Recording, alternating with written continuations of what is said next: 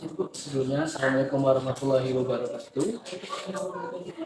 Sebelumnya perkenalkan nama Ananda, itu Raffi Bu. Raffi ini kebetulan mahasiswa dari Universitas Muhammadiyah Muarabuno. Jadi sekarang posisinya di semester 6. Nah, jadi Bu, Raffi ini dapat tugas dari dosen, yaitu untuk mewawancarai salah satu guru seputar organisasi pendidikan. Nah, sebelumnya boleh kenalan nama Ibu siapa? Oke. Assalamualaikum ya Raffi. Di sini nama Ibu Ilinda. Ibu guru kelas 4 SD Ustaz Jalil di Universitas Ustaz Jalil. Nah, Ibu, mungkin kita langsung aja Bu ya untuk mempersingkat waktu.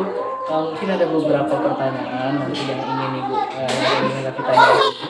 Tapi itu enggak seputar pengalaman Ibu di organisasi kependidikan ini. Bagaimana pengalaman Ibu, terus juga menurut Ibu pandangan Ibu tentang organisasi kependidikan itu bagaimana dan sebagainya. Kita aja Bu ya. Untuk yang pertama Ibu, apakah Ibu pernah mengikuti salah satu kegiatan di organisasi kependidikan? Misalnya seperti MGMP ataupun PPG Bu? Atau KKG? KKG Bu ya. Itu Ibu ikut dari tahun berapa mulai? Itu dari 2020. 2020 berarti udah 4 tahun sampai sekarang juga alhamdulillah. Nah sekarang nanti lanjut ke pertanyaan kedua nih Bu. Nah, menurut Ibu KKG itu organisasi yang bagaimana sih Bu? KKG itu sebenarnya tujuannya itu untuk menambah pengetahuan kita sebagai guru itu. KKG itu kan pertemuan semua guru, baik dari guru kelas 1 sampai kelas 6 nanti, atau bisa pakai jadwal misalnya kan, bisa guru kelas 1 sampai kelas 3 dulu, selanjutnya kelas 4 sampai kelas 6 itu pertemuan guru-guru. Yang dibahas di situ yaitu mengenai perkembangan pengetahuan kita atau cara kita mendidik ataupun apa yang perlu, ada yang terbaru misalkan. Jadi sama-sama belajar di situ. Ada suatu pertemuan dan di sana kita sama-sama belajar dengan guru. Nanti kan ada ketuanya, ada ketuanya, ada organisasi ya. Kita ada ketuanya, ada sekretaris, ada bendahara. Jadi di situ nanti kita diatur, ada narasumber. Kadang juga ada pakai narasumber ya, narasumber dari pihak yang terkait untuk menjelaskan misalnya ada suatu peraturan ataupun seperti sekarang ini kurikulum merdeka kan masih banyak yang perlu kita pelajari. Dari KKG itu kita bisa dapat banyak ilmunya. Nah kemudian Raffi pengen nanya juga nih Bu, selain KKG apa Ibu pernah mencoba mengikuti organisasi pendidikan yang lain? Kalau untuk sekarang Baru KKG Bu ya. Nah sekarang Bu, yang Ibu rasain selain yang Ibu tadi udah Bu cerita bahwasannya KKG ini sendiri memberikan benefit yang luar biasa kan Bu bagi diri sendiri. Nah menurut Ibu kira-kira selain untuk diri Ibu sendiri ini manfaatnya bagaimana? Apakah berdampak terhadap sekolah atau bagaimana? ya, tentu saja berdampak untuk sekolah. Kalau kita adanya perkumpulan itu dengan ilmu kita bertambah kan, dari sekolahnya kan semuanya digabung, bukan hanya sekolah kita misalnya sekecamatan. Jadi kita bisa bertukar pikiran, mana yang kita belum tahu dari sekolah yang lain, bisa jadi mana kita ada kelebihan ilmu pengetahuan, kita membaginya di sana. Jadi itu berdampak untuk sekolah, untuk anak didik kita kan. Bagaimana kita bisa saling tukar pikiran, bagaimana proses pembelajaran di sekolah lain. Apabila itu bagus, bisa kita praktekkan juga di sekolah kita. Sangat berdampak untuk sekolah. Nah kemudian Ibu tadi Raffi sudah menanyakan bahwasanya Ibu sudah pernah mengikuti KKG dan benefitnya bagi Ibu apa dan juga bagi sekolah apa. Nah kira-kira menurut Ibu dengan adanya KKG ini mampu nggak menopang akreditasi sekolah itu sendiri? Iya. Sebenarnya dengan pelaksanaannya yang sangat bagus dan organisasinya yang diatur dengan bagus juga, dengan sistemnya juga bagus, sebenarnya bisa ya. Karena kalau untuk akreditasi itu kan itu untuk berarti apa ya, menilai keseluruhan untuk sekolah kita, dari peserta didik, gurunya, sarananya gitu ya, dari sarana prasarana, kemajuan tentang kurikulum kita juga ya, seberapa mampunya sekolah itu kan. Jadi sebenarnya dari situ, karena untuk memajukan sekolah itu kan memang tonggak pertamanya itu dari pengetahuan unggul dari gurunya dulu kan, baru nanti nanti akan menghasilkan murid yang unggul. Kalau muridnya sudah unggul, tentu sekolahnya akan menjadi sekolah yang bagus, ya kan? Sekolah yang bisa menghasilkan peserta didik yang bisa berguna, bisa kreatif, jadi dia kembali ke masyarakat itu sudah. Kemudian Bu, terakhir aku pengen nanya, bagaimana sih tanggapan Ibu tentang guru-guru muda, apalagi sekarang ini kabarnya PNS itu tidak ada lagi.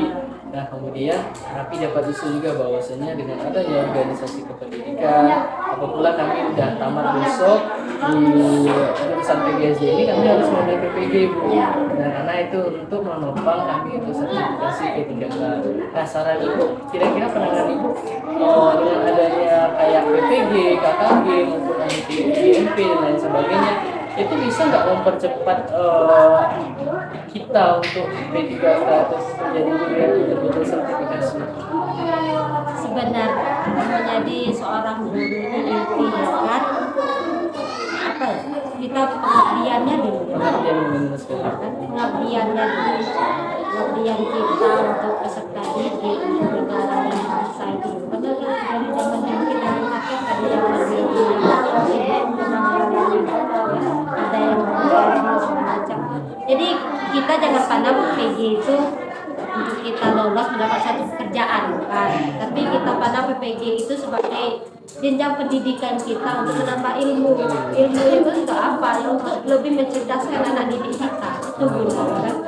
Itu guna yang sebenarnya, tujuan yang sebenarnya. Kan cuma sekedar untuk ini untuk pekerjaan itu PNS. Kalau lulusan PPG itu sebenarnya mungkin niat pertama kita ya pengen PNS ya.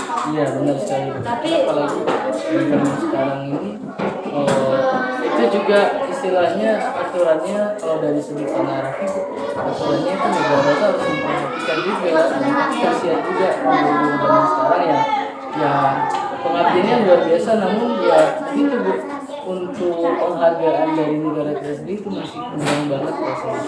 itu makanya dengan guru kepala desa, ya kan? Jadi seperti itu ya. Kita kembali lagi kalau dari guru, kalau kita niatnya kuliah kan dari kuliah nih ambil PPG, kita niatkannya dapat ilmunya dulu. Pekerjaan itu ya emang penting, tapi kita dapat ilmunya dulu ya. Kalau sekarang jadi ditambahkan harus 1 tahun lagi ambil PPG, ayo kita ikuti ada untuk kita niatkan untuk nambah ilmunya. Nanti setelah itu, setelah kita sudah punya ilmu, kita bisa kemana pekerjaan. Kalau kita sudah berilmu, sebenarnya pekerjaan apapun itu mudah bagi kita. Kalau kita niatkan, kembali lagi ke niat kita, urusan kita apa gunanya kita menjadi guru itu untuk apa? Jadi intinya seperti itu. Jadi dengan adanya apapun terobosan apapun sistem yang sekarang, aturan yang sekarang, kita ikuti. Kita ikuti niatnya untuk apa? Jangan jadikan beban, kita niatkan untuk menambah ilmu kita. Untuk menambah ilmu dan untuk apa? Untuk mencerdaskan guru yang mencerdaskan anak didik kita dan bangsa dan negara. Itu jadi saran yang bagus nanti buat teman-teman ya, atau teman-teman yang melihat video ini mungkin jadi saran bagus bahwasanya kita tidak boleh memandang langsung bahwasanya kita kejar ini tapi jalanin aja nanti kalau saja di mana dapatnya itu bakalan Yang pertamanya ilmu dulu dikejar, bukannya pekerjaan. Kalau sudah ada ilmu nanti pekerjaan yang bakalan mencari kita, bukan kita yang mencari pekerjaan. Jadi begitu. Nah, jadi Ibu, mungkin terakhir dari Rafi, kan Ibu udah bergabung di KKG. Nah, itu KKG-nya dalam ruangan itu untuk kecamatan. Satu kecamatan Muko Batin Tujuh. Nah, kalau boleh tahu, Ibu di dalam KKG ini istilahnya sebagai apa nih?